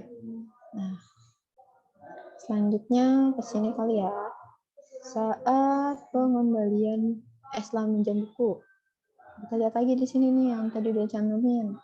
Dari yang masalah-masalah di sini, apa sih yang bisa kita improve kira-kira. Misalkan ada contoh Indonesia ya, reminder pengembalian. Nah bagus nih, jadi kita nggak kena denda gitu. menjaga agar penggunaan denda lagi ya.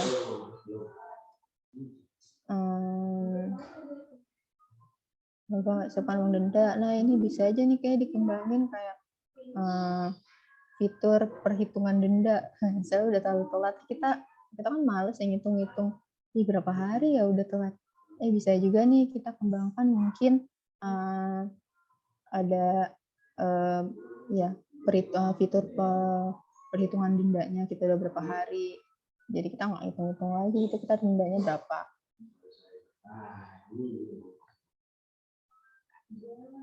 Nah, bisa nih kalian lihat lagi di yang tadi kalian cantumin.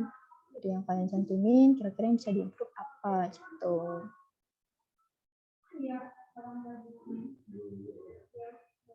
Dalam fotokopi buku bisa juga nih kita kasih keterangan atau deskripsi di apa ya di apps kita tentang syarat atau apa namanya ketentuan peminjam buku tuh kayak apa.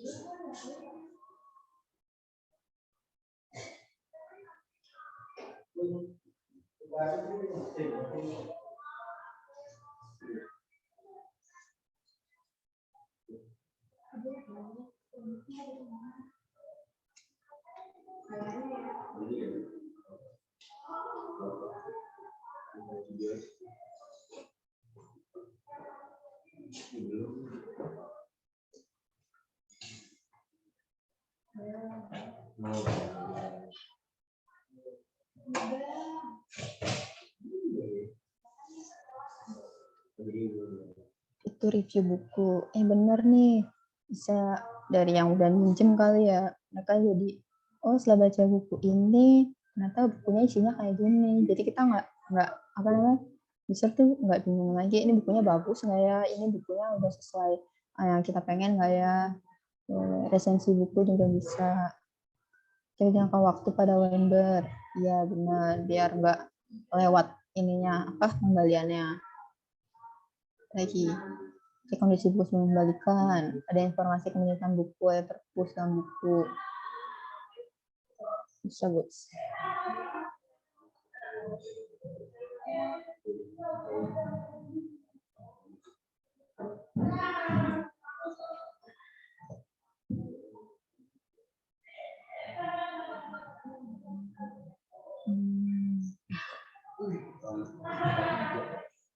Oke, ini udah pada masukin. Nah, kita udah selesai nih bikin user journey map. Nah, di sini kita udah bisa mahamin ya kira-kira apa sih yang dilakukan user selama proses peminjaman buku, apa yang mereka rasakan, sampai kita sebagai UX designer ngasih improvement opportunities dari apa yang user alami atau mungkin menjadi kendala user selama proses pinjaman buku yang sekarang ada gitu. Nah, ini di bawah ada ini nih. Ini tracking emotionnya sih. Jadi kita bisa ambil dari adjektifnya. Tadi kan di sini mayoritas ininya kayak bingung, takut salah, takut lah intinya. Itu bisa kita ambil aja sih. Yang ini kan takut. Ya, ini bebas sih ini. Terus dari takut, misalkan apa nih?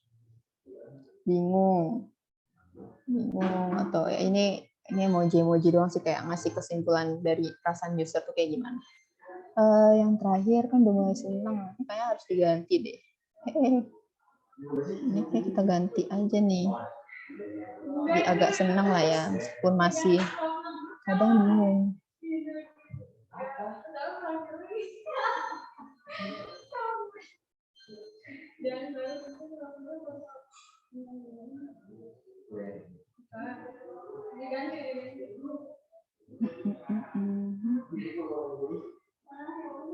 Kok nggak mau berubah? Ya intinya gitu ya, ini nggak tahu nggak mau berubah aja, udah mulai senang. Kayak ini gitu aja sih. Ini kayak kesimpulan emoji dari tiap tahapan ini, sebelum, saat, dan setelah. Nah, setelah kita bikin user journey map, bisa dibikin user persona. User persona ini tadi ya, dimulai dari demografi atau data dari orang yang kita wawancarai. Tadi kan kita studi kasusnya mahasiswa ya, mahasiswa baru. Jadi bisa nih diisi, bisa diisi nggak sih? Sini. Age-nya misalkan 21. Berapa sih anak kuliahan? 20 ya? Occupation, kan tadi mahasiswa. Location-nya Jakarta ya. Education-nya 1. Statusnya apa sih ini? Not married, belum nikah.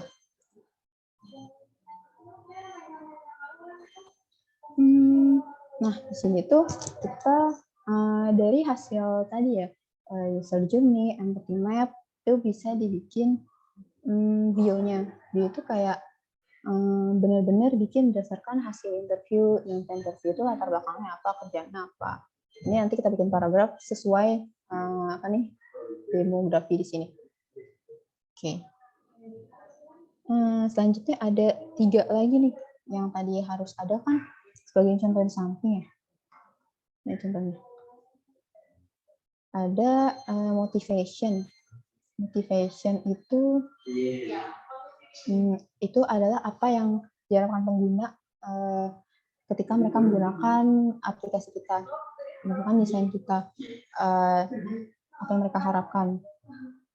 Misalkan, nah itu cara ngisinya adalah berdasarkan ya tadi hasil interview yang udah enak nih, udah kita rangkum di Journey Map. Kira-kira harapan mereka tuh apa sih saat pakai aplikasi ini? Apakah pengen jadi lebih mudah atau gimana? Ini diisi aja kali ya. Ini beberapa, mungkin kotaknya kurang gede. Ini bisa pakai sticky note lagi aja deh. Sini. Wow.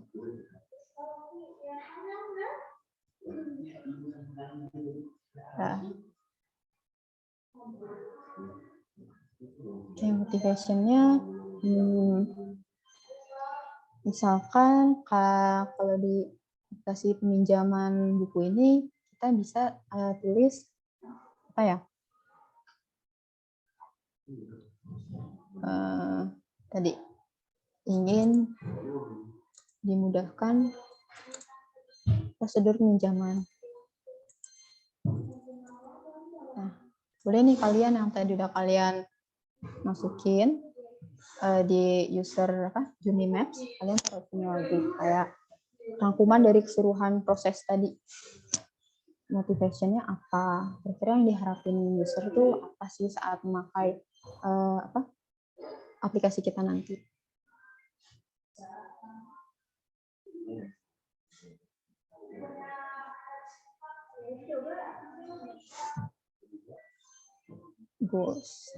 Goals-nya itu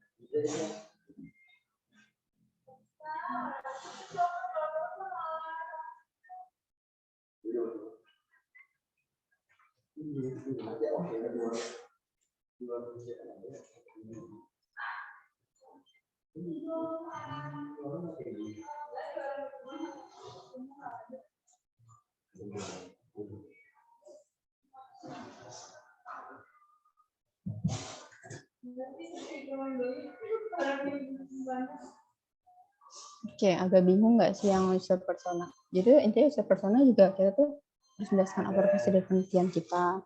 Terus tuh tadi motivation ya, keinginan atau kebutuhan user dari produk kita tuh pengen apa gitu.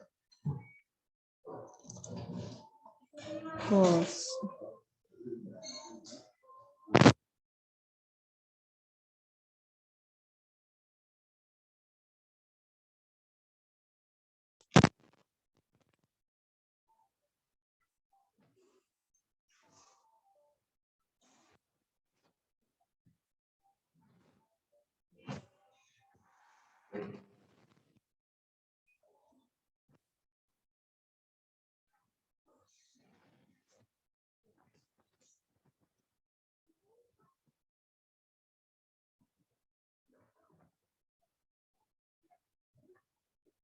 Nah, kalau pain points itu atau frustration mereka tuh apa yang bikin mereka tuh males lagi untuk apa namanya melakukan peminjaman buku.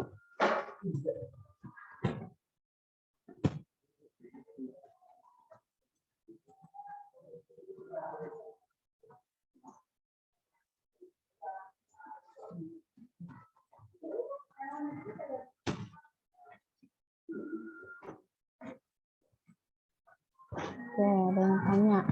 Pesan itu dapat dari hasil swab atau wawancara ya, Kak? Terus pasti nama foto, hobi, apa kriteria asumsi. Oke, ini tuh user persona itu didapatkan berdasarkan hasil apa tadi kumpulan data kita. Tadi kan di awal kita kualitatif. Jadi kita persona itu berdasarkan wawancara. Kalau nama foto, hobi itu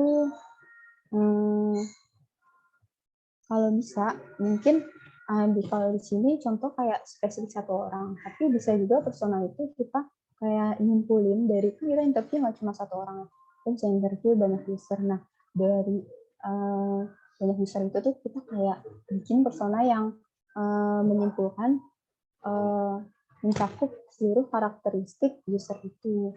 Nah karena ini kan kita udah misalnya ceritanya mahasiswa, jadi kita bisa ini aja mahasiswa buat role-nya, terus fotonya udah mesti foto asli sih sebenarnya. Terus kalau asumsi enggak sih, karena kan ini berdasarkan wawancara, tapi kadang kita bikin general aja gitu kalau bikin persona, nggak tok terhadap satu orang gitu. Nah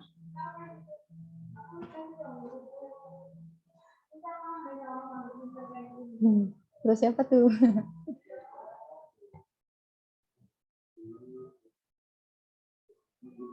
Oke, sama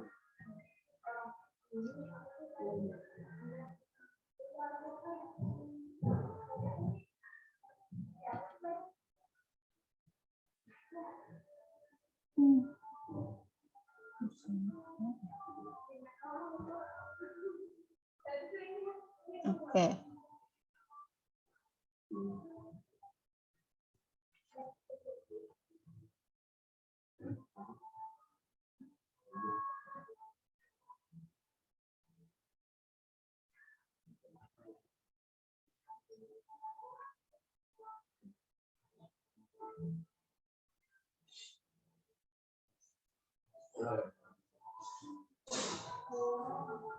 Nah, oke, apa ya? Oh iya, jawaban Kak. Kan ini udah jam 2. Kira-kira gimana? Ini sih, ini kan step define. Mungkin kalau buat idea prototype sama tes, kayaknya nggak bisa dilakuin sekarang nih. Karena panjang sih kalau masa bikin prototype juga. Mungkin karena waktu juga mepet kali ya, nggak bisa banyak banyak juga. Kayak mungkin bisa dilanjut besok, kalau misalkan besok ada lebih waktunya. Ya.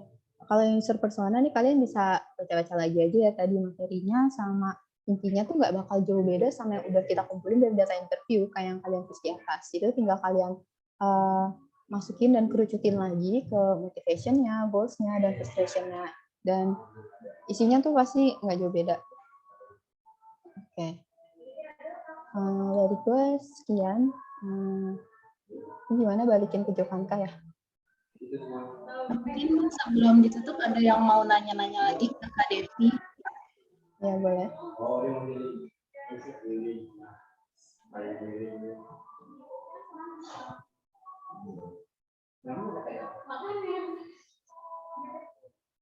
Ya, kalau mau tanya boleh open mic aja, nggak apa-apa kan? Atau di chat. Kak, izin nanya Kak, berarti kalau user persona itu bisa diklasifikasikan berdasarkan kebiasaannya ya Kak? Jadi kan tadi kan Kak Devi sempat bilang user persona ini nggak diambil itu nggak dari satu orang gitu kan Kak? Iya. Atau Oke. gimana Kak? Oke, izin jawab ya. Jadi tips membuat user persona itu gini. Pertama, menemukan pola-pola user tadi. Kayak kita kan tujuannya, oke, misalkan contoh project aja deh, waktu itu pernah saya ngerjain project user persona itu bikin berdasarkan lebih ke role-nya sih, atau sini occupation-nya. Jadi kita bikin klasifikasi, misal project A ini yang bakal make aplikasinya itu tuh gak cuma tadi mahasiswa, bisa aja kita bikin 3 persona, mahasiswa, terus yang penjaga perpusnya, dan atau ada stakeholder lain lah. Nah, itu tuh bisa kita bikin persona nggak satu aja. Nah, tadi itu cuma contoh simple aja bikin persona terhadap satu orang, yaitu mahasiswa. Tapi itu berdasarkan role, behavior-nya juga itu bisa kita bikin jadi persona yang berbeda. Tergantung tujuan prototype desain kita tuh pada siapa gitu. Siapa yang bakal pakai.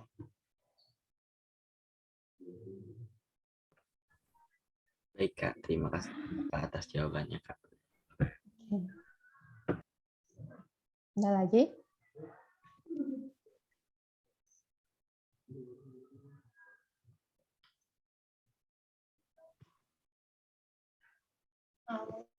Kalau yang mau nanya bisa langsung on-mic aja, nggak apa-apa.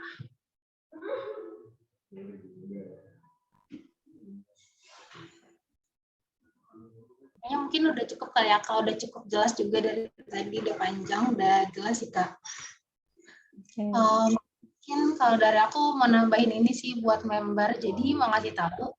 Jadi nanti di akhir kelas ini bakal ada final project. Di final project itu kalian diminta untuk nge-redesign web landing-nya GDSC Min Jakarta. Jadi nanti bakal dikasih tahu informasinya lagi lebih lanjut di channel UX. Jadi nanti kalian tolong lihat ya, jangan ketinggalan. Udah itu doang sih kalau misalkan dari aku.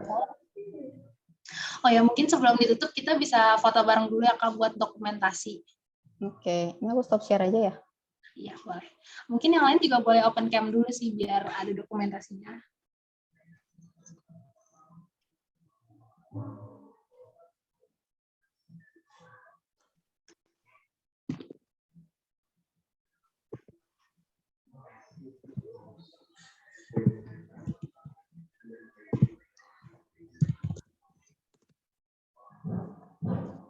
Tunggu yang lain on cam dulu ya Kak. Oke.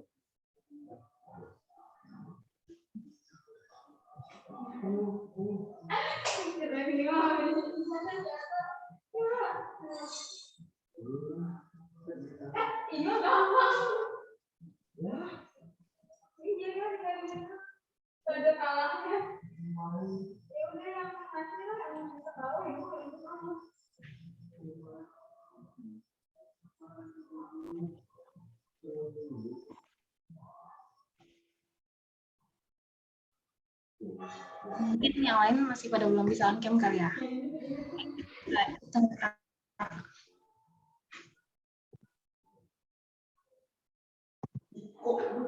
Oke, kedua. Makasih semuanya, makasih Kak Devi. Ya, makasih juga semuanya. Sampai ketemu besok.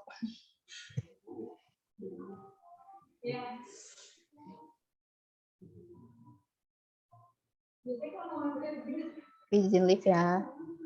Iya, makasih Kak. Oke.